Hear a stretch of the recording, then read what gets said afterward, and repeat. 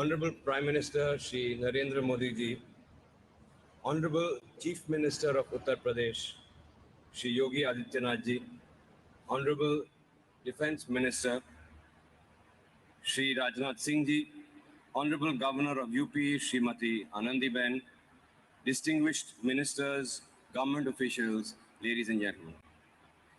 It gives me great pleasure to be here today joining the Global Investor Summit here amongst both Indian and leading investors from across the globe. We are meeting against the backdrop of a moment of remarkable change and unbridled possibilities in India. As you are all aware, India is now the fastest growing large economy in the world and is poised to become the third largest economy in the world by 2030. As a global business group, we operate in 36 countries, and I can confidently say that India today stands amongst all of them. There is perhaps no other country in the world that combines robust democracy, transformational governance, economic might, demographic dynamism, and entrepreneurial energy. From renewables to digital governance and space tech to agri-innovation, India is emerging as a truly global champion. And for that, one man deserves much of the credit. Our Honorable Prime Minister Narendra Modi ji, जिन पर 140 करोड़ भारतवासियों का अटूट विश्वास है. Our Prime Minister has energized each one of us, to say the very least, with his vision for our nation's Amrit Kal, a glorious period of sustained growth and prosperity, one where our actions will be in harmony with the universe. मुझे विश्वास है कि इस अमृत काल में हमारी यानी India की प्रगति वैश्विक समृद्धि का एक नींव होगी. And at the heart of this story is, of course, Uttar Pradesh. The Aditya Birla Group share a deep bond with Uttar Pradesh. About 500 kilometers from here at Renukoot, our metals flagship company, Hindalco, took roots way back in the 1950s. Since then, our operations there have grown multifold, and we have also expanded our presence into many other sectors in the state. For example, cement, chlor-alkali chemicals, fashion retail, financial services, and carbon black, to name a few. Today, 7 of our group businesses have a significant presence in Uttar Pradesh, anchored by over 30,000 people across our operations in the state. Our total investment value in UP stands at a staggering 40,000 crores. Heartening for me to see as an investor Uttar Pradesh undergo a metamorphosis in the last few years under the leadership of Honorable Chief Minister Shri Yogi Adityanath ji and under the guidance of Honorable Prime Minister Shri Narendra Modi ji. इस संदर्भ में कुछ मुझे आदरणीय प्रधानमंत्री जी के एक वक्तव्य का एक अंश याद आता है जो काफी वायरल भी हुआ था. आपने इसे कहा था, यूपी प्लस योगी बहुत है अब उपयोगी.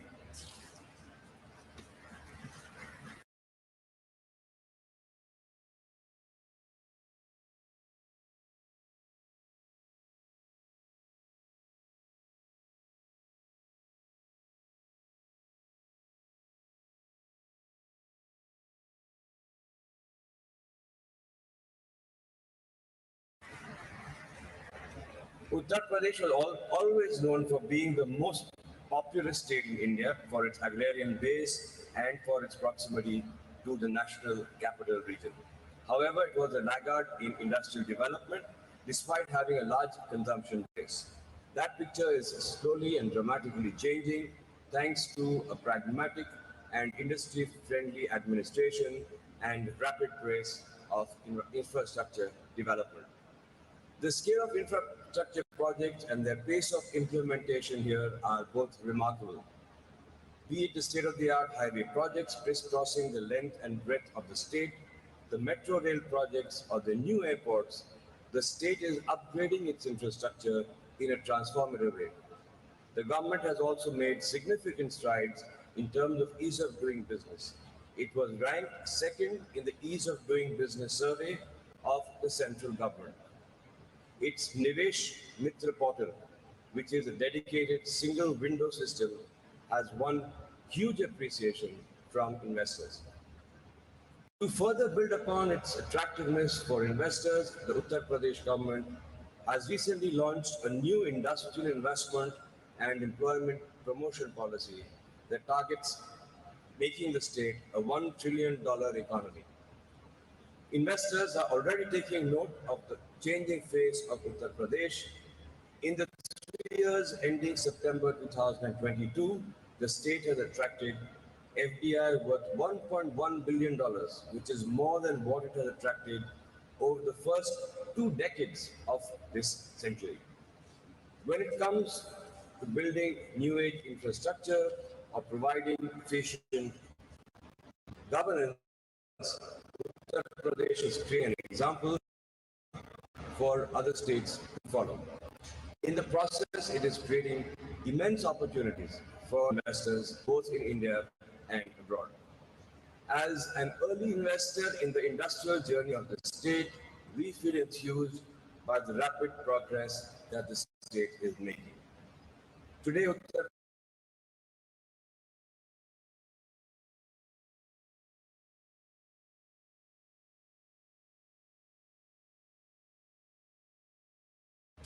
Pradesh can rightly be considered one of the key states driving India's journey towards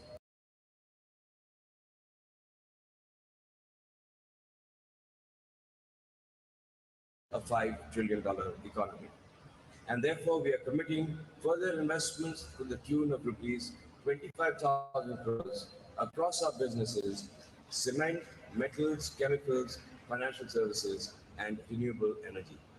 And we are truly excited to be a part of this journey. Thank you.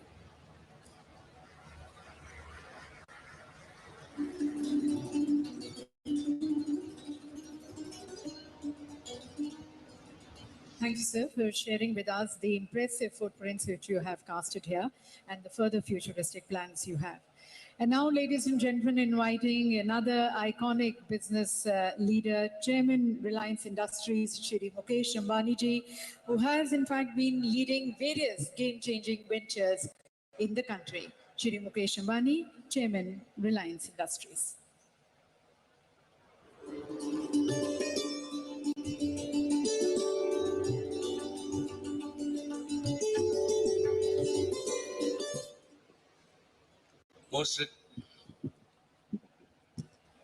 Most respected Prime Minister Shri Narendra Modi ji, respected Governor Srimati Anandiben Patel, respected Defence Minister Shri Rajnath Singh ji, respected Chief Minister Shri Yogi Aditya ji, distinguished dignitaries, my esteemed friends from industry and business, आप सभी को मेरा सादर नमस्कार।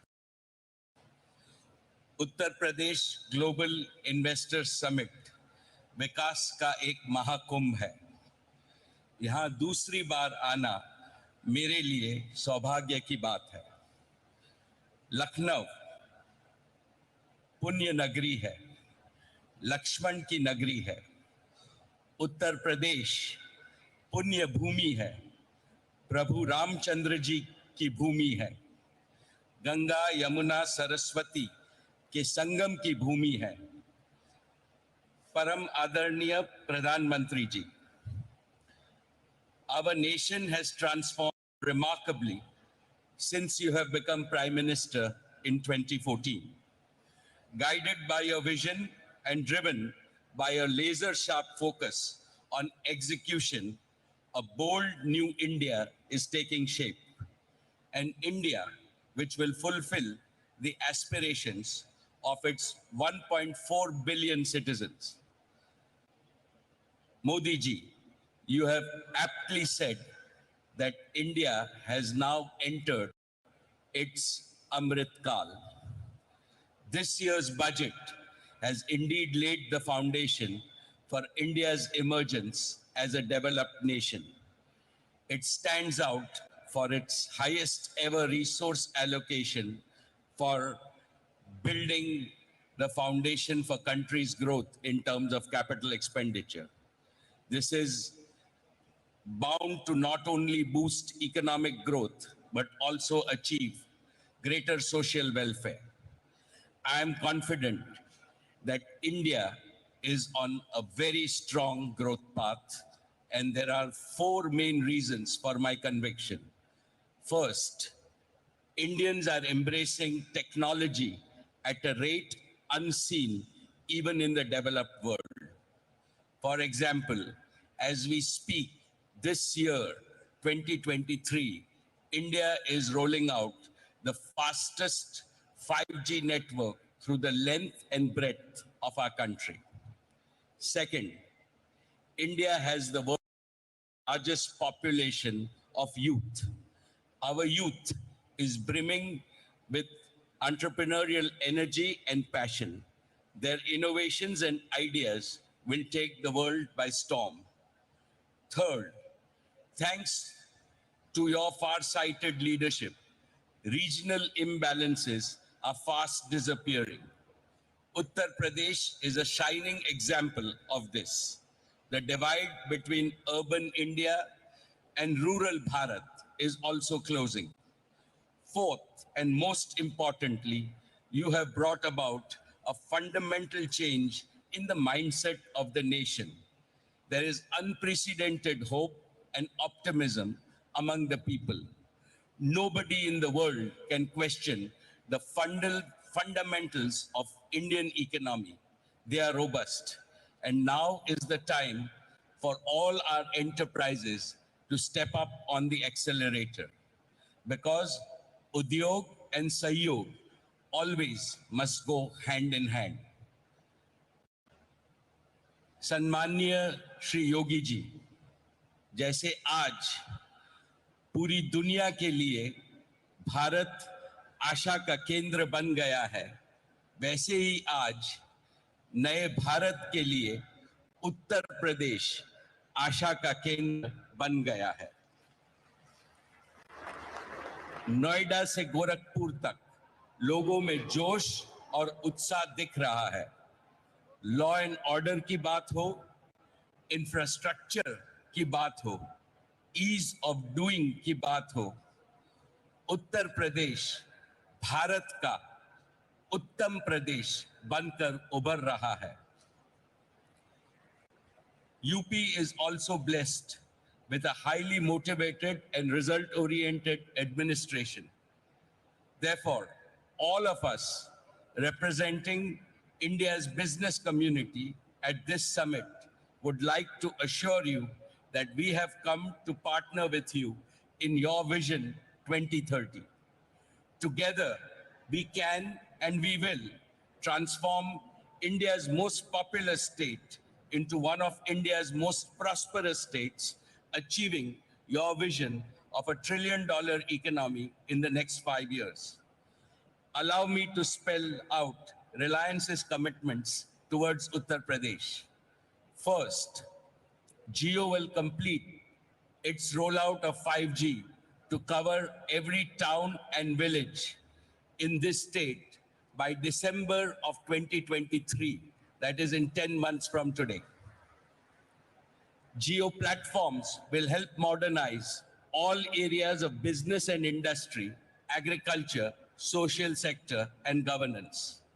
We plan to pilot our 2 new innovative initiatives, Jio School and Jio AI Doctor, to bring top-class education and healthcare most affordably to villages and small towns across the state of Uttar Pradesh. Second, Reliance Retail will revolutionize hundreds of thousands of kiranas and small stores across UP, enabling them to grow more and earn more. More importantly, We will increase manifold our sourcing of a wide range of agriculture and non-agro products from the state. It will benefit our hardworking kisans, local artisans, craftsmen, MSMEs, as well as the supply chain ecosystem in UP. Third, in new energy, we will set up 10 gigawatts of renewable energy capacity, the largest in UP. We will also start an ambitious new bioenergy business. Reliance के bioenergy उद्योग से UP के किसानों को बहुत बड़ा लाभ होगा। हमारे किसान अन्नदाता तो है ही, अब ऊर्जादाता भी बनेंगे। इसके अलावा सॉलिड वेस्ट मैनेजमेंट में सुधार होगा और पर्यावरण शुद्ध होगा। Fourth, our philanthropic arm, Reliance Foundation, is contributing to the success of Pradhan Mantri Ji's Namami Gange mission. It will continue to engage with partners and government in its mission to transform lives and livelihoods in the state. In a nutshell, Reliance will continue to work for UP, Ji Jaan se, and we always back our words with action. When I last visited the summit in 2018, Reliance just beginning its journey in Uttar Pradesh, and I had committed to Yogi ji that Reliance would be a reliable partner to Uttar Pradesh. True to our word, from that day till now, we have invested 50,000 crores in Uttar Pradesh.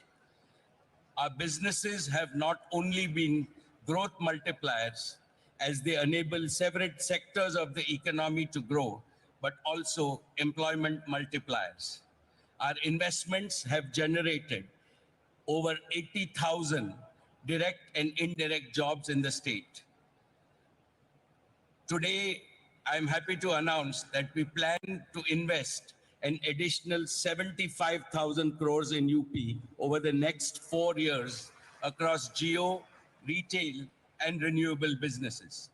These new investments will create an additional over 1 lakh jobs in the state. Uttar Pradesh का स्वर्णिम युग शुरू हुआ है। सभी UP वासियों को मेरी हार्दिक शुभकामनाएं। I wish this summit and the state all the success. बहुत बहुत धन्यवाद. Thank you.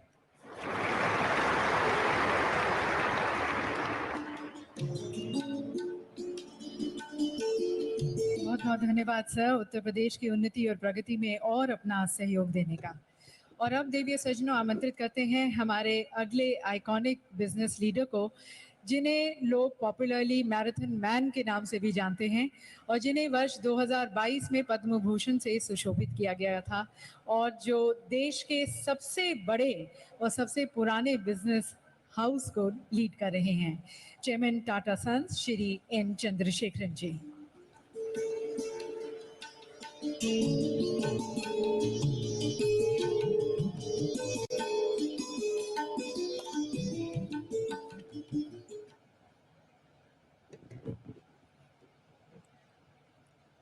Honorable Prime Minister Shri Narendra Modi ji, respected Governor Andibben ji, respected Chief Minister of Uttar Pradesh Yogi Adityanath ji, respected Defence Minister of India Rajnath Singh ji, ministers from the government of Uttar Pradesh, officers of the government, fellow businessmen, all delegates, friends from media. It is a great privilege and honor to be here at the Global Investor Summit 2023 of Uttar Pradesh and share a few thoughts. India, under the strong visionary leadership of our Honorable Prime Minister Narendra Modi ji, has achieved a position where we are going to see India being the fastest growing economy, not only in the current year, I'm pretty sure in the coming years of the decade. It is not only about economic growth. What the Honorable Prime Minister has enabled is a 360-degree development. That is because there is a confidence and aspiration in every Indian, in every nook and corner of the country. So we are seeing economic development, development in quality of life, development in sports, arts, and across the board, you see it exhibiting itself in terms of the aspiration and want to achieve more everywhere. From an economy point of view, India's dream of becoming a $5 trillion economy, 10 trillion, and again, 25 trillion when we become 100 years after independence is very much achievable, and we are well on our path. And we have started the Amrit Kaal with the first budget, which I would say lays a very strong foundation, because we are seeing a tremendous investment towards infrastructure development and also policies that will promote huge consumption. I feel we are in a situation where we are going to see growth led by infrastructure as well as consumption. We are going to see rural growth as well as urban growth, domestic growth as well as exports growth. It is a very unique situation because this has not happened. Usually one thing or the other will pull us down. We are in a unique situation. The world is going through three fundamental transitions: digital artificial intelligence transition, energy transition, and transition towards building a global value chain to meet the supply chain demands of the world. I would say India is very uniquely positioned to not only participate but lead in all the three dimensions. I will take a minute. On the AI and digital transition, we are very uniquely placed because of three reasons. One, India has adopted digital in a very unique way to solve problems at scale, both in public services delivery as well as in the private sector. Second, we have a most successful IT industry which has enormous capability. And third, we have a talent pool which is very unparalleled. So we are very uniquely positioned towards this transition, not only for India, but for the world. Second, in energy transition, we will be the only nation which will be adding significant capacity of energy, more than twice or thrice of what we have today in the next 2 decades. With this kind of a growth, transition becomes easier. The transition is not a substitution. Transition becomes a growth engine. And third, in terms of the global supply chain, again, the government policies, whether it is the PLI schemes or simply the vision of the Prime Minister to take India to be a leader in the most important sectors of the future is going to drive a huge amount of investment, capability building, and ecosystem development, which is all going to lead into enormous amount of growth domestically and most importantly, globally from an export point of view. Coming specifically to Uttar Pradesh is already the third largest state in the country. And from the current 225-230 billion, it is absolutely well placed to capitalize on the trends and become a $1 trillion economy when India will be a 5 trillion and again become a $2 trillion economy by the time India reaches 10 trillion. There are 3 or 4 sectors which are very suitably placed. One is agriculture. Already UP has a very strong presence. It is the largest producer of oilseeds. It's among the top 3 in terms of wheat, sugarcane, fruits, vegetables, and pulses. And it is so uniquely advantageous that 87% of the sown area is fully irrigated, which is significantly higher than the national average of 50%. By applying the technology of the modern industrial era, UP can dramatically increase productivity in its agricultural sector. The manufacturing sector presents another opportunity because UP is much below the national average or below the other states. UP only gets 12% contribution from this sector. With the tremendous focus on infrastructure development and the value chain opportunity that is presented globally, UP has a fantastic opportunity to increase its share from manufacturing by focusing on advanced manufacturing, precision electronics, semiconductors, assembly and testing, defense and aerospace, pharmaceuticals. All of this are going to happen in this coming decade, and UP, with its vast land and progressive policies and infrastructure, can capitalize. Third area is tourism.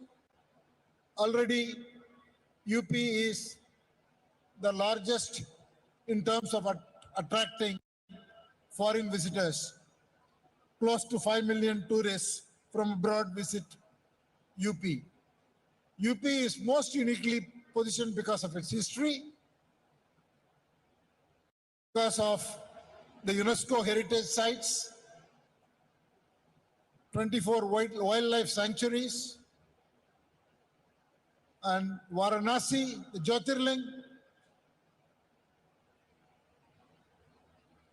and a number of religious places which are of huge significance, both for domestic tourists and for international tourists. The tourism opportunity in UP is unparalleled to any other place. So these 3 growth engines can significantly contribute to Uttar Pradesh's dream of becoming a $1 trillion economy, and in the process can address a lot of jobs and address quality of life, as well as bring down the inequality that exists between the different 75 states and bring a range which is much closer, where the per capita income and quality of life can lift all people in the state of Uttar Pradesh. A few words on Tata Group. Tata Group has a long history of presence in the state. from our steel company to automotive company, and a large presence of TCS, and all our retail companies, financial services companies, Tata Advanced Systems, Tata Power, 18 companies of the state of the Tata Group are deeply present. And today, more than 50,000 people work in the state of Uttar Pradesh. We are on a huge expansion across all our companies in the state. Our hotel business sees tremendous opportunities in the state because of the tourism that is going to come, both religious tourism as well as wildlife and other aspects that will attract tourists. Air India has a detailed plan to connect every part of UP to the rest of India and potentially to the important destinations of the world. And we are already having huge investments in Noida, both from a TCS point of view and also from Air India point of view. And I'm happy to say that we are going to build an integrated multimodal air cargo through Air India sets with our partner Zurich Airport in the new Jawahar Airport. So the group is very committed and sees a tremendous opportunity. And I want to express our gratitude to the phenomenal leadership that is being provided by the Honorable Chief Minister under the vision of our Prime Minister for clean governance, huge infrastructure development, as well as an atmosphere which is so much business friendly. I wish the summit a grand success and thank you for giving me this opportunity.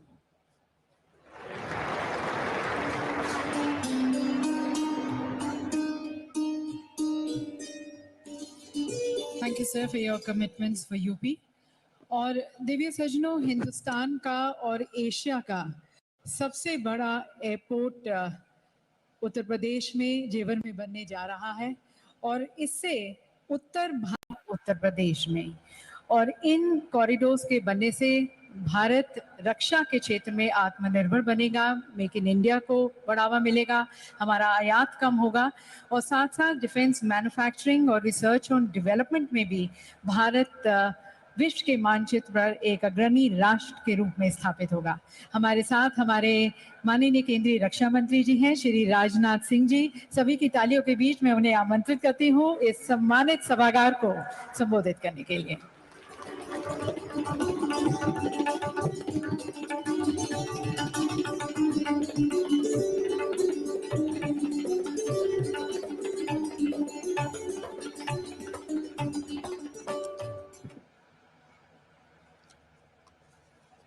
अंतर्राष्ट्रीय जगत में भारत की प्रतिष्ठा बढ़ाने वाले हमारे भारत के यशस्वी प्रधानमंत्री आदरणीय नरेंद्र मोदी जी, उत्तर प्रदेश की राज्यपाल श्रीमती आनंदीबेन जी पटेल, उत्तर प्रदेश के कर्मठ मुख्यमंत्री श्रीमान योगी आदित्यनाथ जी, हमारे deputy chief minister Shri Keshav Prasad ji Maurya, Shri Brajesh ji Pathak, UAE और डेनमार्क के ऑनरेबल मिनिस्टर्स श्री मुकेश अंबानी जी, श्री कुमार मंगलम जी, श्री चंद्रशेखरन जी और बिजनेस कम्युनिटी के बहुत सारे यहाँ मौजूद स्टॉलवर्ड्स और बिजनेस जगत के अन्य प्रतिनिधिगण, यहाँ उपस्थित सम्मानित देवियों व सज्जनों एवं मेरे मीडिया के मित्रों, यह हम सभी के लिए बेहद हर्ष की बात है कि नए भारत के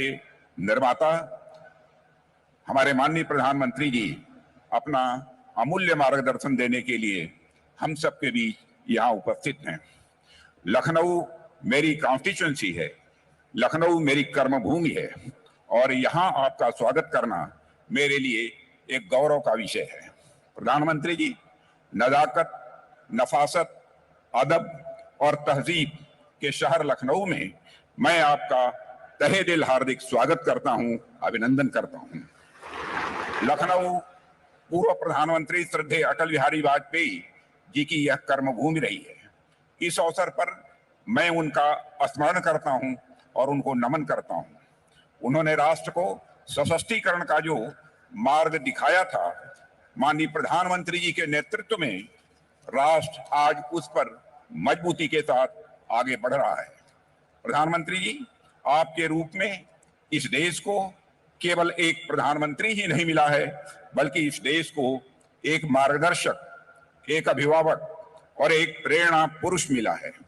पिछले कुछ वर्षों में व्यक्तिगत और राजनीतिक विश्वसनीयता का जो प्रतिमान आपने भारत में स्थापित किया है, वह लंबे समय तक अटूट रहेगा और देश को लगातार प्रेरित करता रहेगा, ऐसा मेरा मानना है। आज राष्ट्र के कोटि कोटि जन एक साथ मिलकर नए भारत की जो विशाल इमारत निर्मित कर रहे हैं, उसकी बुनियाद में इसी विश्वसनीयता की ही मजबूती है। आज दुनिया भारत को आशा और संभावना की दृष्टि से देखती है, तो उसके पीछे भी यही विश्वसनीयता है।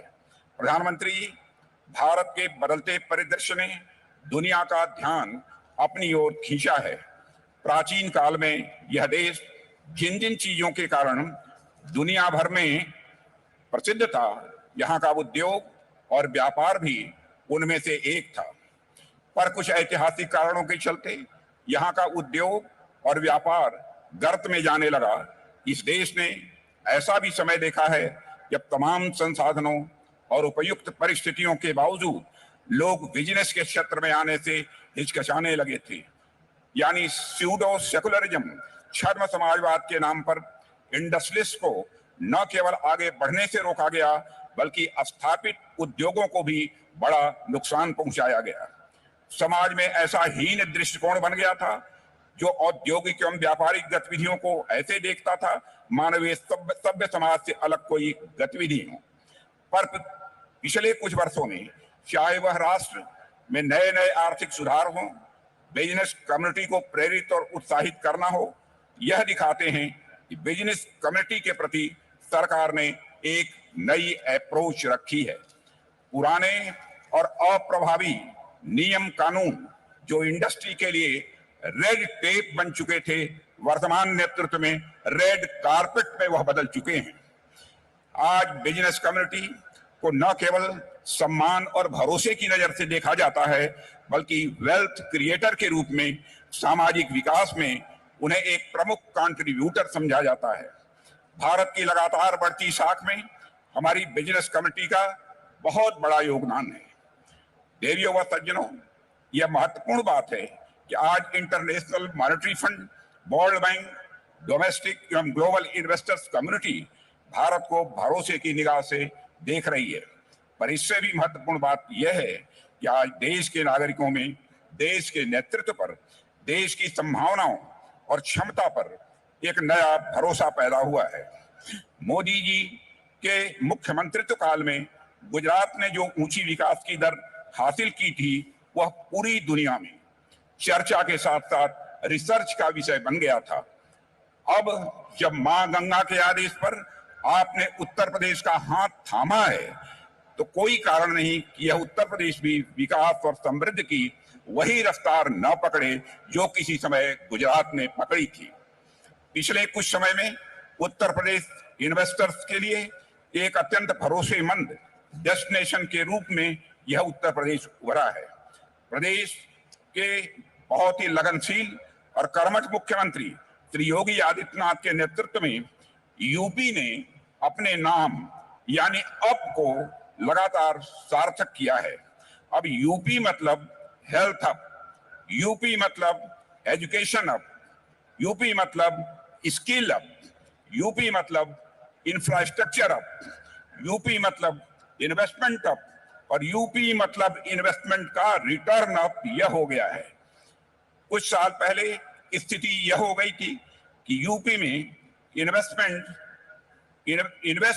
वेस्ट समझा जाने लगा था, पर आज यूपी में इन्वेस्ट बेस्ट समझा जाने लगा है। प्रधानमंत्री जी, आज दुनिया के बड़े बड़े आर्थिक विशेषज्ञों और इन्वेस्टमेंट फर्म्स का यह मानना है कि 21वीं शताब्दी आपके नेतृत्व और दिशा निर्देश में भारत की शरीफ बनने जा रही है। आज भारत विश्व में इन्वेस्टमेंट का मोस्ट अट्रैक्टिव डेस्टिनेशन बन चुका है। मेरा यह विश्वास है कि दुनिया की विकास की धुरी भारत की अर्थव्यवस्था बनेगी और उसमें उत्तर प्रदेश एक प्रभावी ग्रोथ इंजन की भूमिका निभाएगा। यूपी राइजिंग यानी अप राइजिंग और इंडिया राइजिंग एक ही सिक्के के दो पहलू हैं। देवियों व सज्जनों, आज की समिट में आप लोगों का पार्टिसिपेशन और पिछले कुछ समय में यूपी में हुआ अच्छा खासा इन्वेस्टमेंट इसका एक बहुत बड़ा प्रमाण है। नेतृत्व बदल जाने से कैसे पूरा परिदृश्य बदल जाता है, उत्तर प्रदेश समेत पूरा देश इसका जीता जागता उदाहरण है। पिछले 7-8 वर्षों में ऐसा नहीं है कि संसाधन बहुत बदल गए हों, ऐसा नहीं है कि लोग दूसरे आ गए हों। बावजूद इसके हमारा देश अगर इतना बदला है तो इसलिए क्योंकि नेतृत्व बदला है। आने वाले समय में उत्तर प्रदेश समेत पूरा राष्ट्र विकास का शिखर चूमेगा। राष्ट्र अपनी आभा से संपूर्ण विश्व को आलोकित करेगा, ऐसा मेरा विश्वास है। और इसका रास्ता इस तरह के इन्वेस्टर समिट से ही होकर गुजरता है। मैं इसकी सफलता की हृदय से शुभकामना देता हूं और एक बार फिर माननीय प्रधानमंत्री जी को अपने व्यस्ततम कार्यक्रम में से समय निकालकर और हम सबके मार्गदर्शन के लिए यहाँ पर उपस्थित होने पर मैं उन्हें धन्यवाद देता हूं और आप सभी को धन्यवाद देते हुए यहीं पर अपना निवेदन समाप्त करता हूं।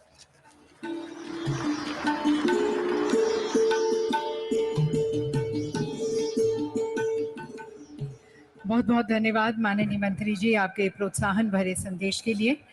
और देवी सज्जनों, अब आमंत्रित करते हैं इस नए उत्तर प्रदेश के प्रमुख शिल्पकार जो निरंतर उत्तर प्रदेश को तराश रहे हैं, निखार रहे हैं अपने अथक प्रयासों से, और जिनका अब सपना उत्तर प्रदेश को उत्तम प्रदेश से सर्वोत्तम प्रदेश बनाने का है और $1 ट्रिलियन इकोनॉमी बनाने का है।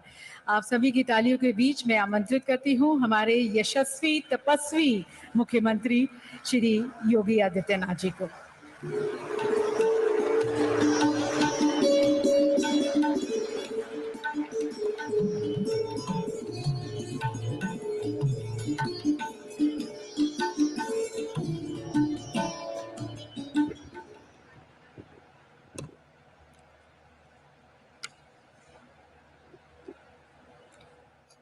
हम सबके मार्गदर्शक, देश के यशस्वी प्रधानमंत्री आदरणीय श्री नरेंद्र मोदी जी, प्रदेश के माननीय राज्यपाल श्रीमती आनंदीबेन पटेल जी, माननीय रक्षा मंत्री श्री राजनाथ सिंह जी, सभी केंद्रीय मंत्रीगण, डेनमार्क तथा यूएई के माननीय मंत्रीगण, प्रदेश सरकार में मेरे वरिष्ठ सहयोगी उप मुख्यमंत्री द्वय श्री केशव प्रसाद मौर्य जी, श्री ब्रजेश पाठक जी, मंत्रिमंडल के मेरे सभी सहयोगीगण, सभी यहां पर उपस्थित माननीय एम्बेसडर्स, उच्चायुक्तगण, देश और दुनिया के उद्योग जगत के सभी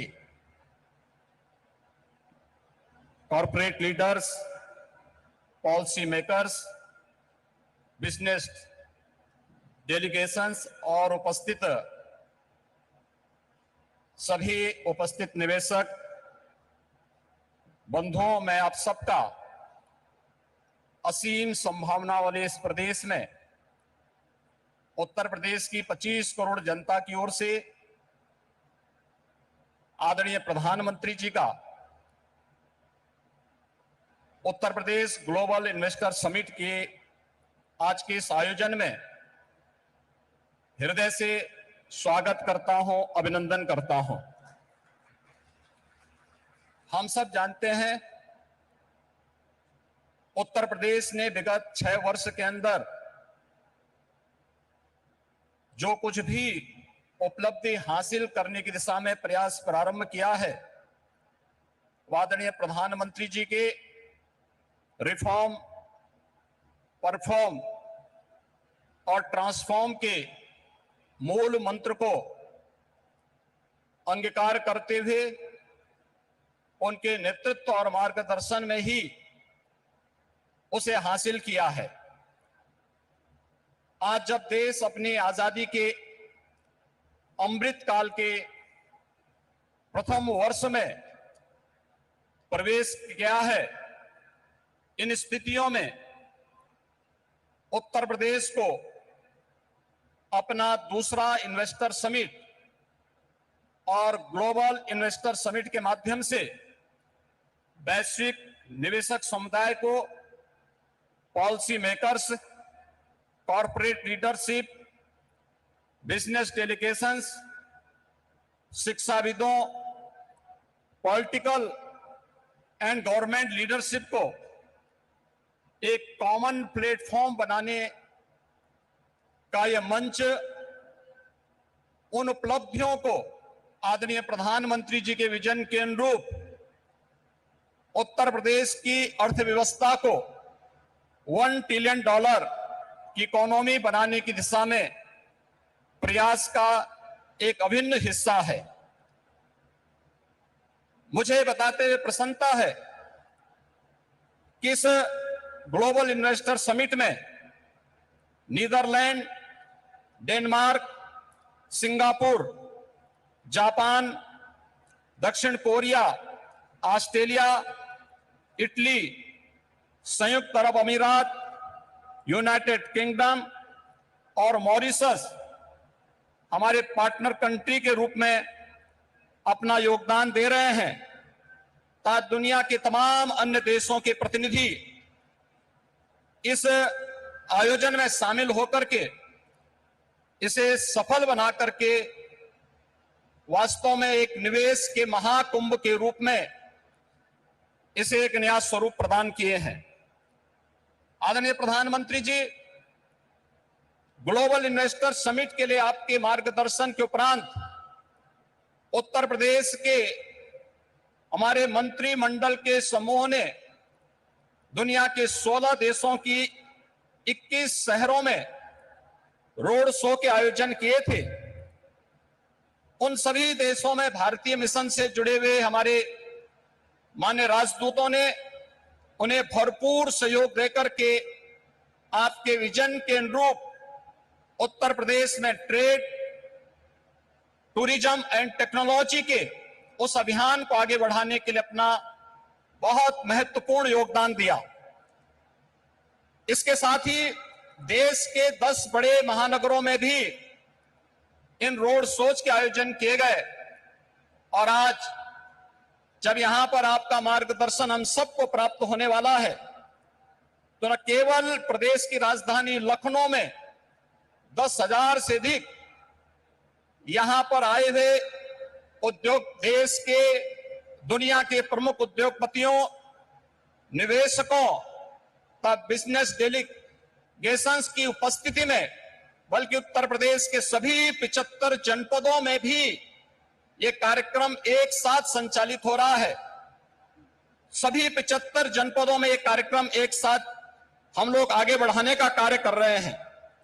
इन पूरे कार्यक्रमों को आगे बढ़ाने के लिए हमें US India strategic partnership forum, UK India business council, EU investment India chambers, Australian India business council, federation of Indian chamber of commerce and industries FICCI, CII, southern India chamber of commerce and industry, JETRO, KOTRA, Abu Dhabi chambers of commerce, Indo Canada chamber of commerce, Canada India federation, Indian industries association, PHD chamber of commerce, Laghu Bharati जैसे प्रमुख सभी व्यापारिक जो business partners हैं, इन सब ने उत्तर प्रदेश सरकार के साथ सहयोगी बनकर के इन कार्यक्रमों को आगे बढ़ाने का कार्य किया है। प्रदेश के अंदर इस पूरे निवेश महाकुंभ के अवसर पर जो प्रमुख वैश्विक और भारतीय कंपनियों से green hydrogen, renewable energy, electronics, defence and in aerospace, health, food processing, dairy, pharma, warehousing and logistics सहित सभी 25 सेक्टर में जिनकी सेक्टोरियल पॉलिसीज उत्तर प्रदेश सरकार ने पहले ही जारी की है, हमें निवेश के प्रस्ताव प्राप्त हुए हैं। प्रदेश के अंदर निवेशकों की सुविधा के लिए प्रदेश सरकार ने 4 पिलर्स तय किए हैं। इनमें ऑनलाइन सिंगल विंडो पोर्टल निवेश मित्र, 33 विभागों की 406 सेवाएं यह उपलब्ध करवा रहा है। इन्वेस्टर रिलेशनशिप मैनेजमेंट पोर्टल निवेश सारथी, यह निवेशकों की जिज्ञासाओं के समाधान, समस्या निवारण और निवेश परियोजनाओं के अनुश्रवण की सुविधा दे रहा है। तो नीतियों में प्रावधानित इंसेंटिव को प्राप्त करने के लिए ऑनलाइन इंसेंटिव मैनेजमेंट सिस्टम को भी विकसित करने के साथ ही हर एक निवेशक के साथ एक प्रदेश के अंदर उद्यमी मित्र की तैनाती करने की व्यवस्था भी इसके माध्यम से हम लोगों ने प्रदेश के अंदर प्रारंभ की है। आपके मार्गदर्शन में उत्तर प्रदेश ने विगत 6 वर्ष के अंदर ईज ऑफ डूइंग बिजनेस में एक अच्छी सफलता प्राप्त करते हुए लीड्स रैंकिंग में अचीवर श्रेणी प्राप्त की है। प्रदेश ने पिछले 5 वर्ष के अंदर अपने निर्यात को भी दुगना करने में सफलता प्राप्त की है। प्रदेश में आज आपके नेतृत्व और मार्गदर्शन में हमारे पास अच्छा इंफ्रास्ट्रक्चर है। प्रदेश बेहतरीन कानून व्यवस्था के लिए आज जाना जा रहा है और उत्तर प्रदेश की जो अन्य तमाम संभावनाएं हैं, जिसमें उत्तर प्रदेश भारत की फूड बास्केट के रूप में जाना जाता है, खाद्यान्न, दूध, गन्ना, आलू व इथेनॉल उत्पादन में प्रदेश देश में नंबर 1 है। वाराणसी का सिल्क क्लस्टर, भदोई का कालीन क्लस्टर, ये प्रमुख टेक्सटाइल हब भी उत्तर प्रदेश के अंदर हैं। और इन सभी अन्य सेक्टर्स में जहां पर प्रदेश के अंदर संभावनाएं हैं, उन सबको बढ़ाने के लिए सेक्टोरियल पॉलिसीज इस दिशा में महत्वपूर्ण भूमिका का निर्वहन कर रहे हैं। प्रदेश के अंदर medical device park, film city, toy city, apparel park, handicraft park, logistic hub, integrated industrial township, mega food park, trans Ganga city, garment park और कई प्लेटेड फैक्ट्री कॉम्प्लेक्स के विकास की कार्रवाई भी प्रदेश के अंदर युद्ध स्तर पर चल रही है। और आज मुझे बताते हुए प्रसन्नता है कि पिछले 6 वर्ष में आपके नेतृत्व और मार्गदर्शन में राज्य के औद्योगिक परिदृश्य में जो सकारात्मक परिवर्तन आया है, आज वह जमीनी धरातल पर भी दिखता हुआ दिखाई दे रहा है। और निवेश महाकुंभ उसकी एक झलक भी प्रस्तुत करता है। इस निवेश महाकुंभ में अब तक हमारे पास 18,643 कुल MOU हमारे साथ वर्तमान में हुए हैं और जिनके माध्यम से प्रदेश को अब तक 32,92,000 करोड़ रुपए के निवेश के प्रस्ताव हमें प्राप्त हो चुके हैं, जिनके माध्यम से प्रदेश के अंदर 92,50,000 से अधिक यहां पे नौकरी और रोजगार की संभावनाएं जिनके माध्यम से प्रदेश के अंदर होंगी। ये सभी जो सेक्टर वार प्रस्तावित निवेश है, इनमें रिन्यूएबल एनर्जी है, electronics manufacturing, industrial park, education, manufacturing, warehousing and logistic, real estate, IT enabled services, tourism, textile, power generation, housing, health care, food processing, dairy, food and civil supplies, waste to energy, biofuel, इन सभी क्षेत्रों में हुआ है। इसके साथ ही सबसे महत्वपूर्ण बात यह है कि पिछले 6 वर्षों के अंदर जो परिवर्तन हुआ है, इनमें जो निवेश के प्रस्ताव आए हैं, जो उत्तर प्रदेश के पूर्वी क्षेत्र और बुंदेलखंड का क्षेत्र आर्थिक दृष्टि से पिछड़ा माना जाता था, इस निवेश प्रस्ताव में अकेले पूर्वी उत्तर प्रदेश के लिए 9,55,000 करोड़ रुपए के प्रस्ताव प्राप्त हुए हैं और बुंदेलखंड के लिए भी 4,28,000 करोड़ रुपए के प्रस्ताव इस अवसर पर हमें प्राप्त हुए हैं। मैं एक बार फिर से आपके यशस्वी नेतृत्व और मार्गदर्शन में उत्तर प्रदेश आज विकास की जिन नई बुलंदियों की ओर अग्रसर हो रहा है, बीमारू राज्य के दंश से मुक्त होकर के देश के ग्रोथ इंजन के रूप में स्थापित करने के आपके विजनरी नेतृत्व में जो एक उत्तर प्रदेश सरकार और उत्तर प्रदेश वासियों को आपने दायित्व दिया है, उस दिशा में उत्तर प्रदेश तेजी के साथ आगे बढ़ रहा है। मैं इस अवसर पर अपने सभी इन्वेस्टमेंट पार्टनर्स को प्रदेश के अंदर एक बेहतर प्रशासन और सर्वोत्तम ईज ऑफ डूइंग बिजनेस की सुविधा प्रदान करने का आश्वासन देते हुए आप सभी के आगमन के लिए प्रदेश की जनता की ओर से आप सबका हृदय से आभार व्यक्त करते हुए आप सबके प्रति सबको इस बात के लिए आश्वस्त करता हूं कि राज्य सरकार आपके हितों के लिए और अपने पॉलिसी के अंतर्गत आपको हर संभव सहयोग देने के लिए पूरी तत्परता के साथ कार्य करेगी। जय हिंद।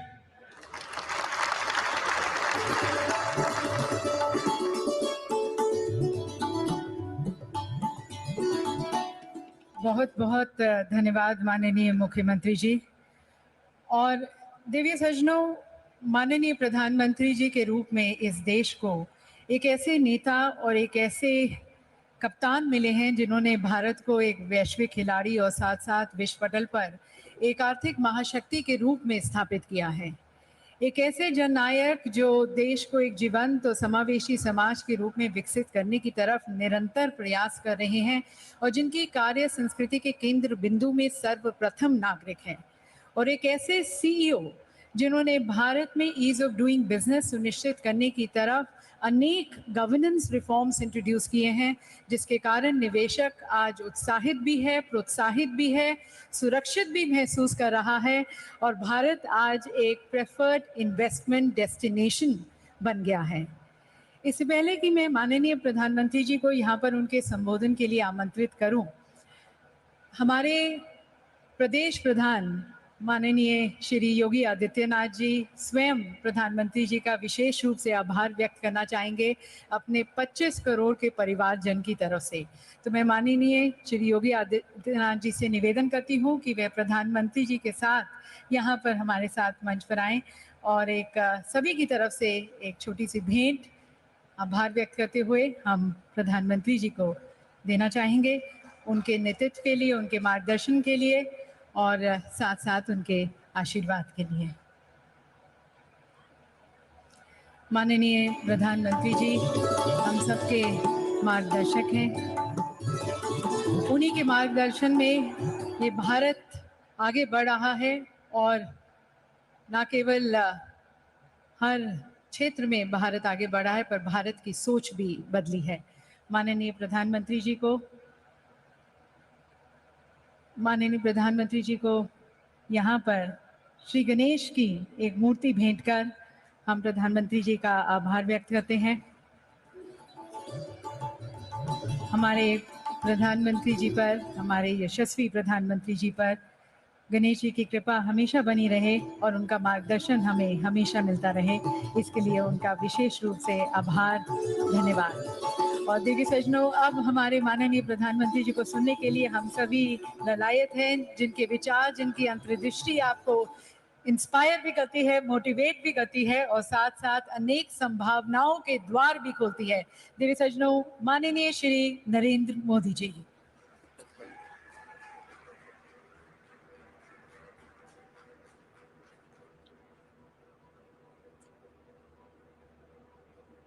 उत्तर प्रदेश के राज्यपाल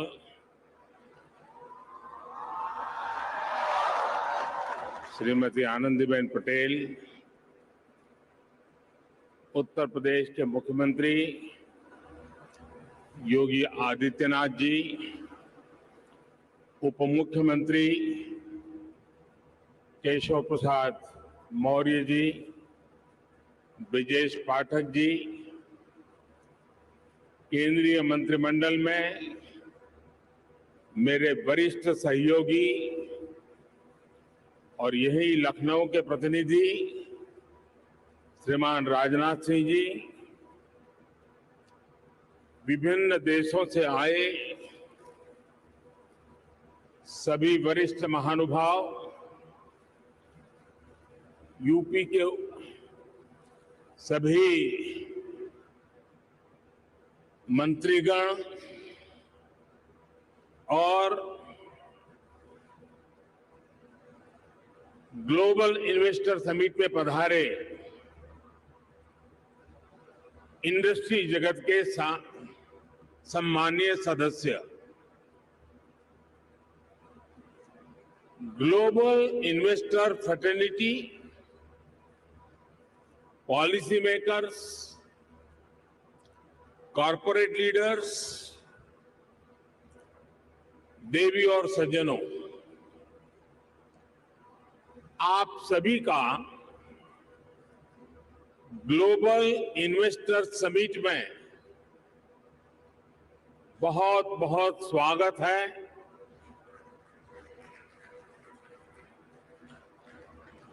आप सोच रहे होंगे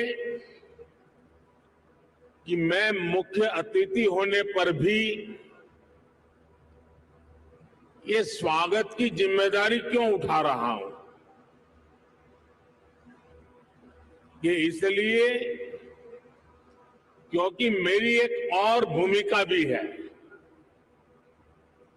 आप सबने मुझे भारत के प्रधानमंत्री के साथ साथ उत्तर प्रदेश का सांसद भी बनाया है।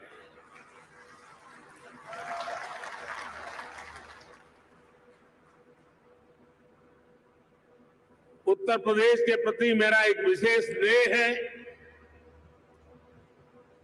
और यूपी के लोगों के प्रति मेरी एक विशेष जिम्मेदारी भी है।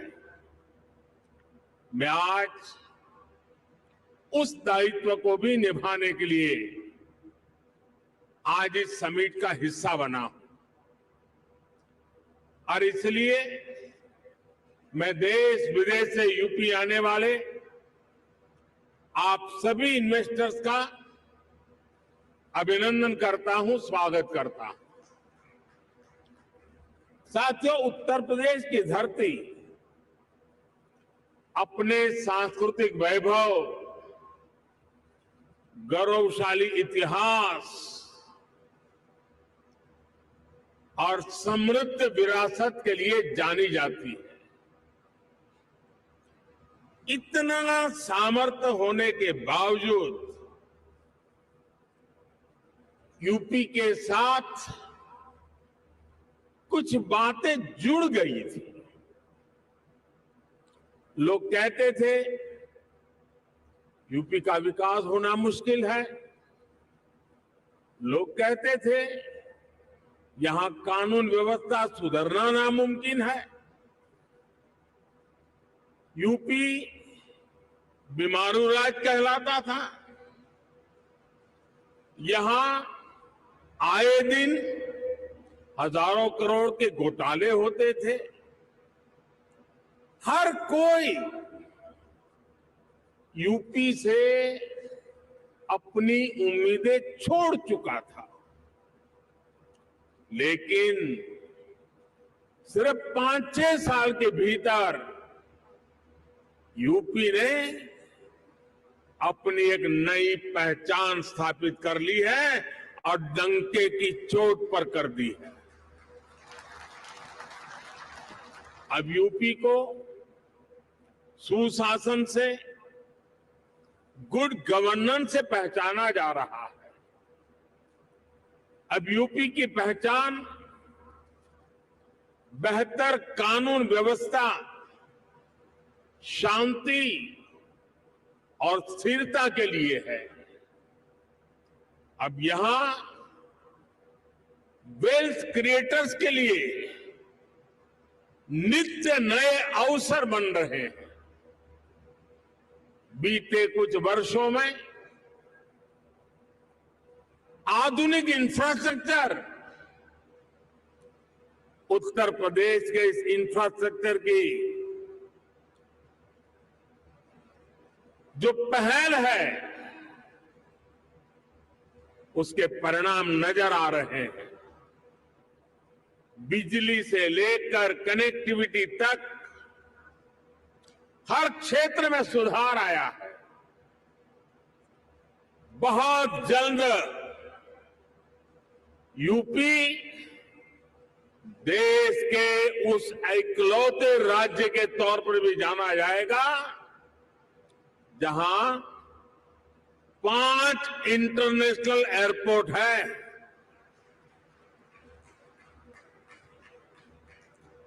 डेडिकेटेड फ्रेट कॉरिडोर से यूपी सीधे समुद्र से जुड़ रहा है। गुजरात और महाराष्ट्र के पोर्ट से कनेक्ट होता जा रहा है। इंफ्रास्ट्रक्चर के साथ साथ यूपी में सरकारी सोच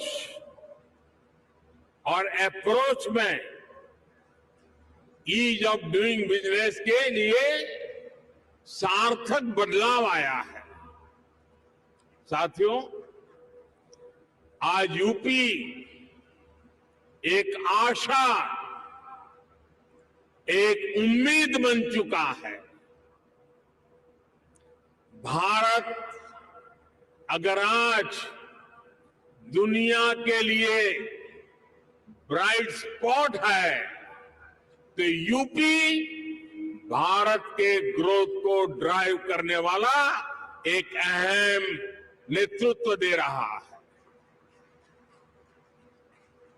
साथियों, आप सभी इंडस्ट्री के दिग्गज यहां हैं। आप में से अधिकतर को एक लंबा अनुभव भी है। दुनिया की वर्तमान स्थिति भी आप सभी से छुपी नहीं है। आप भारत की इकोनॉमी के आज के सामर्थ्य और यहां के मैक्रो और माइक्रो इकोनॉमिक फंडामेंटल्स को भी बहुत बारीकी से देख रहे हैं। आखिर पैंडेमिक और वॉर के शॉक के बाहर निकलकर भारत फास्टेस्ट ग्रोइंग इकोनॉमी कैसे बना है। आज दुनिया की हर क्रेडिबल वॉइस ये मानती है कि भारत की अर्थव्यवस्था ऐसे ही तेजी से आगे बढ़ती रहेगी। आखिर ऐसा क्या हुआ कि वैश्विक संकट के इस दौर में भारत ने न सिर्फ रेजिलियंस दिखाया बल्कि रिकवरी भी उतनी ही तेजी से की। साथियों, इसके पीछे सबसे बड़ा कारण है भारतीयों का खुद पर बढ़ता भरोसा, खुद पर आत्मविश्वास। आज भारत के यूथ की सोच में, भारत के समाज की सोच और एस्पिरेशंस में एक बड़ा बदलाव देखने को मिल रहा है। आज भारत का हर नागरिक ज्यादा से ज्यादा विकास होते देखना चाहता है। वो अब भारत को जल्द से जल्द विकसित होते देखना चाहता है। भारत के समाज की एस्पिरेशंस आज सरकारों को भी पुश कर रही है और यही एस्पिरेशंस विकास के कार्यों में भी गति ला रही है। और साथियों, मत भूलिए कि आज आप जिस राज्य में बैठे हैं उसकी आबादी करीब करीब 25 करोड़ है। दुनिया के बड़े बड़े देशों से भी ज्यादा सामर्थ्य अकेले उत्तर प्रदेश में है। पूरे भारत की तरह ही आज यूपी में एक बहुत बड़ी एस्पिरेशनल सोसाइटी आपका इंतजार कर रही है। साथियों,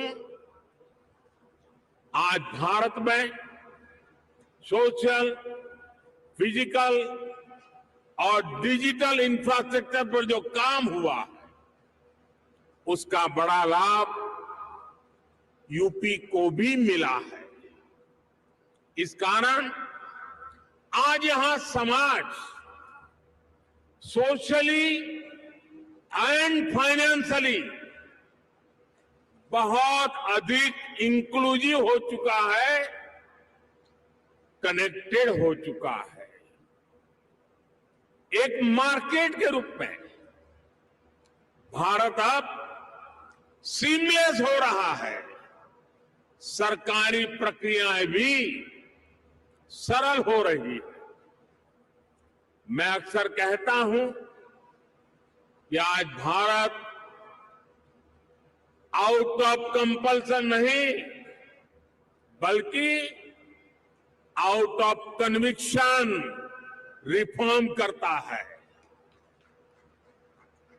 यही कारण है कि भारत 40,000 से अधिक कंप्लायंसेस को खत्म कर चुका है, दर्जनों पुराने कानूनों को खत्म कर चुका है। साथियों, आज भारत सही मायने में स्पीड और स्केल के रास्ते पर चल पड़ा है। एक बहुत बड़े वर्ग की बेसिक जरूरतों को हमने पूरा कर लिया है, इसलिए वो एक लेवल ऊपर की सोचने लगा है, आगे की सोचने लगा है। यही भारत पर भरोसे का सबसे बड़ा कारण है। साथियों, कुछ दिन पहले भारत सरकार का जो बजट आया है उसमें भी आपको यही कमिटमेंट साफ साफ दिखेगा।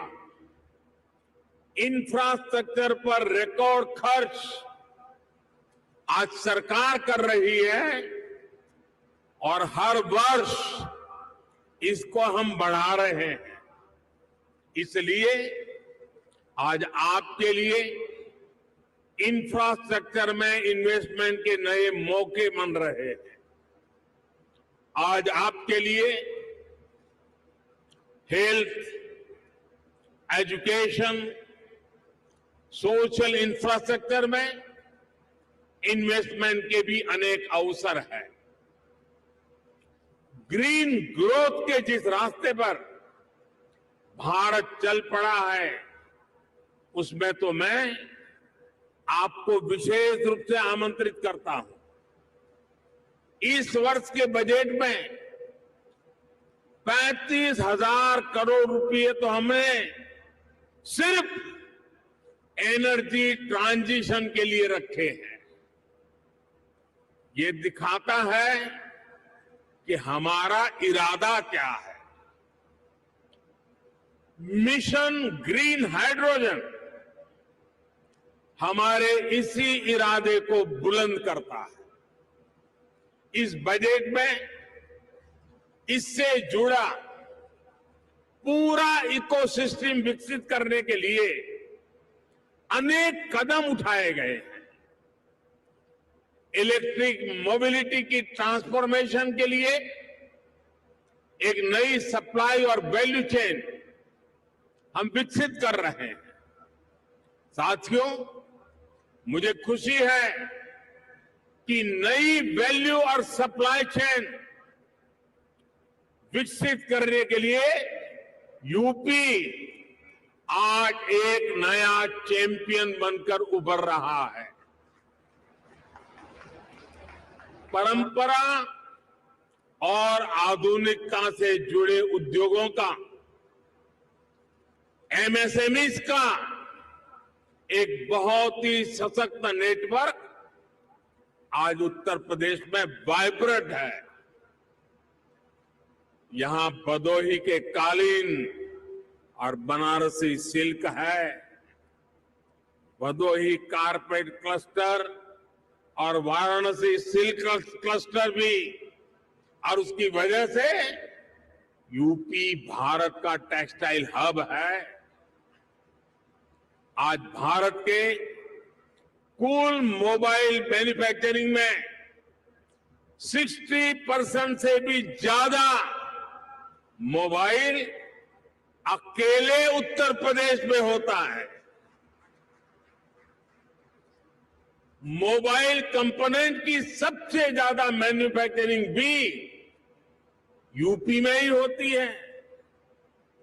अब देश के 2 डिफेंस कॉरिडोर्स में से एक यूपी में बन रहा है।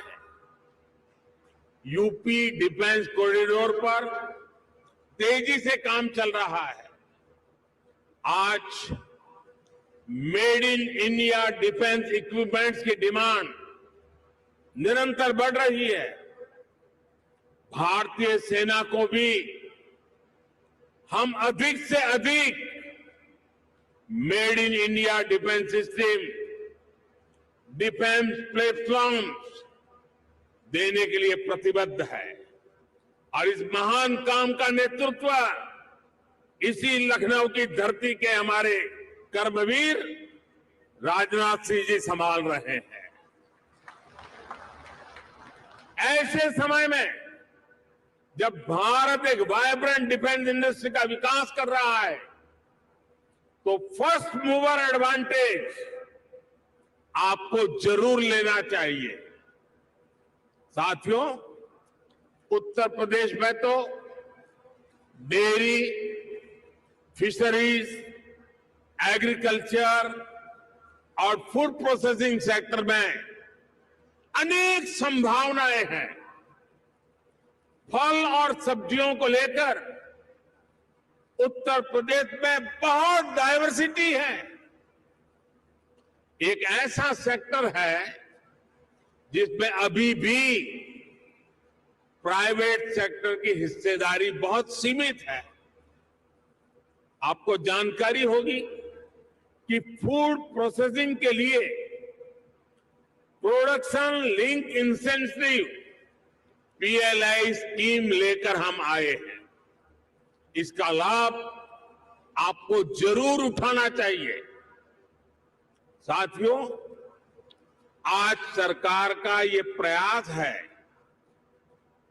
कि इनपुट से लेकर पोस्ट हार्वेस्ट मैनेजमेंट तक एक आधुनिक व्यवस्था किसानों के लिए बने। छोटे इन्वेस्टर्स एग्री इंफ्रा फंड का उपयोग कर सकते हैं। इसी प्रकार देश भर में एक बहुत बड़ी स्टोरेज कैपेसिटी विकसित करने के लिए बजट में हमने प्रावधान किया है। ये भी छोटे निवेशकों के लिए बहुत बढ़िया मौका है। साथियों, आज भारत का बहुत अधिक हमारा फोकस क्रॉप डाइवर्सिफिकेशन पर है। छोटे किसानों को ज्यादा साधन देने और उनकी इनपुट कॉस्ट घटाने पर है। इसलिए नेचुरल फार्मिंग की तरफ हम तेजी से बढ़ रहे हैं। यहां यूपी में गंगा के किनारे दोनों तरफ 5 किलोमीटर क्षेत्र में नेचुरल फार्मिंग शुरू हो गई है। अब इस वर्ष के बजट में हमने किसानों की मदद के लिए 10,000 बायो इनपुट रिसोर्स सेंटर बनाने की घोषणा की है। ये नेचुरल फार्मिंग को और अधिक प्रोत्साहित करेगा। इसमें भी प्राइवेट एंटरप्रेन्योर्स के लिए इन्वेस्टमेंट की अनेक संभावनाएं हैं। साथियों, भारत में एक और नया अभियान हमारे मिलेट्स को लेकर के शुरू हुआ है। भारत के ये मिलेट्स आमतौर पर लोगों की भाषा में उसको मोटा अनाज कहते हैं और उसकी कई वैरायटीज है। विश्व बाजार में उसकी एक पहचान बने, इसके लिए आपने बजट में सुना होगा, हमने इस मिलेट्स को, मोटे अनाज को एक नया नाम दिया है, श्री अन्न। ये श्री अन्न जिसमें न्यूट्रिशन वैल्यू बहुत अधिक है, ये सुपर फूड है। जैसा श्रीफल का माध्यम है, महात्मय है, वैसा ही श्री अन्न का भी महात्मय बनने वाला है। हमारे ये प्रयास है कि भारत का श्री अन्न ग्लोबल न्यूट्रिशन सिक्योरिटी को एड्रेस करे। दुनिया इस वर्ष को इंटरनेशनल ईयर ऑफ मिलेट के रूप में भी मना रही है। इसलिए एक तरफ हम किसानों को श्री अन्न के उत्पादन के लिए मोटिवेट कर रहे हैं, वहीं दूसरी तरफ इसके लिए ग्लोबल मार्केट का भी विस्तार कर रहे हैं। फूड प्रोसेसिंग सेक्टर से जुड़े साथी रेडी टू ईट और रेडी टू कुक श्री अन्न के प्रोडक्ट्स में संभावनाएं तलाश सकते हैं और मानव जाति की बड़ी सेवा भी कर सकते हैं। साथियों, उत्तर प्रदेश में एक और विषय में बहुत प्रशंसनीय काम हुआ है। ये काम एजुकेशन और स्किल डेवलपमेंट से जुड़ा है। Mahayogi Guru Gorakhnath Ayush university, Atal Bihari Vajpayee health university, Raja Mahendra Pratap Singh university, major Dhyanchand sports university, ऐसे अनेक संस्थान अलग अलग स्किल्स के लिए युवाओं को तैयार करेंगे। मुझे बताया गया है कि स्किल डेवलपमेंट मिशन के तहत अभी तक यूपी के 16 लाख से अधिक युवाओं को अलग अलग स्किल्स में ट्रेन किया गया है। यूपी सरकार ने पीजीआई लखनऊ, आईआईटी कानपुर में आर्टिफिशियल इंटेलिजेंस से जुड़े कोर्सेज भी शुरू किए हैं। और मैं जब अभी आ रहा था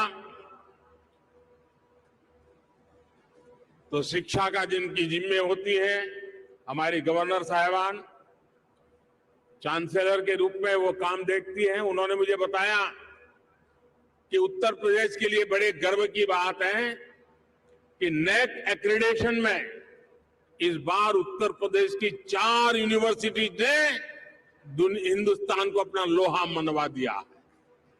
मैं शिक्षा जगत से जुड़े लोगों को और चांसलर मैडम को हृदय से अभिनंदन करता हूं।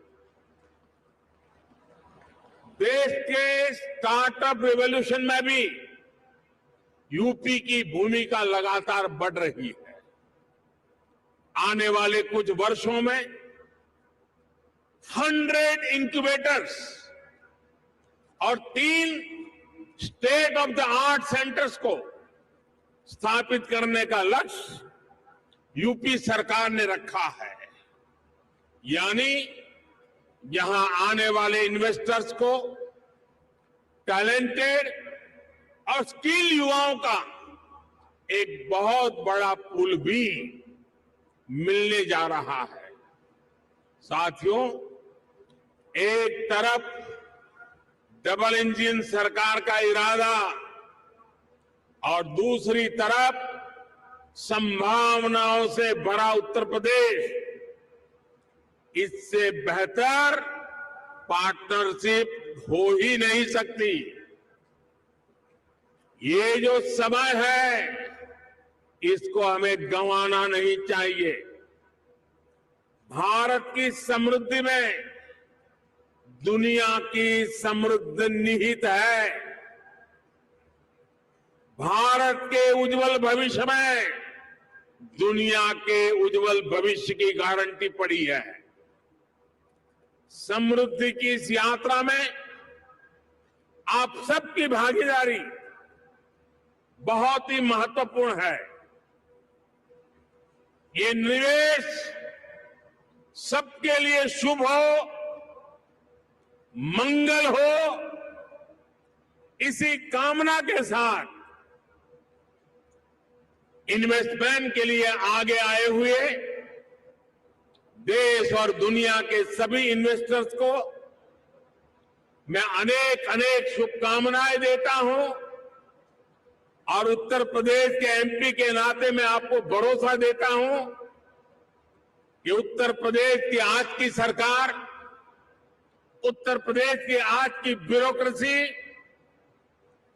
प्रगति के राह पर दृढ़ संकल्प होकर के चल पड़ी है। वो आपके सपनों को साकार करने के लिए, आपके संकल्पों को सिद्ध करने के लिए पूरे सामर्थ्य के साथ अग्रदूत बन करके आपके साथ खड़ी है। इसी विश्वास के साथ मैं फिर एक बार देश और दुनिया के इन्वेस्टर्स को हमारे उत्तर प्रदेश की धरती पर निमंत्रण करता हूं, स्वागत करता हूं। बहुत बहुत धन्यवाद।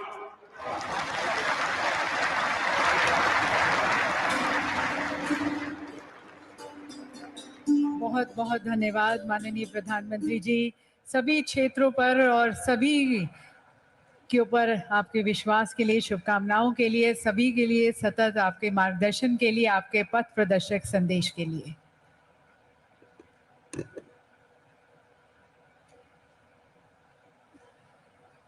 देवी सजनों, माननीय प्रधानमंत्री जी के विचारों ने, उनके अंतर्दृष्टि में हमें एक राह दिखाई है आगे और बढ़ने की, और एक सभी में नया उत्साह, नया जोश, नई ऊर्जा भरी है।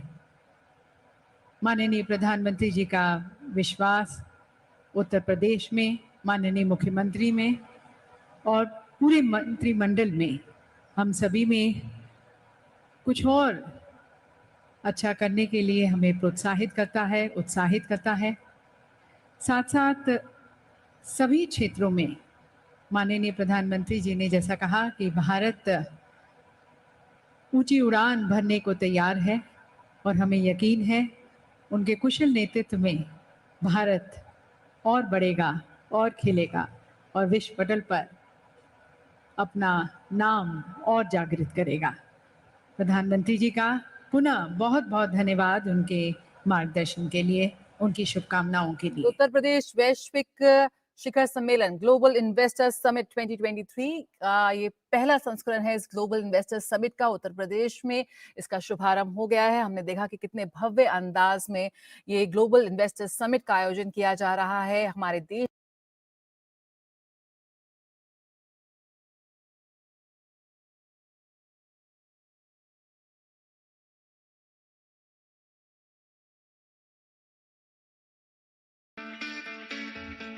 It's great to see you here. Thank you for watching our work.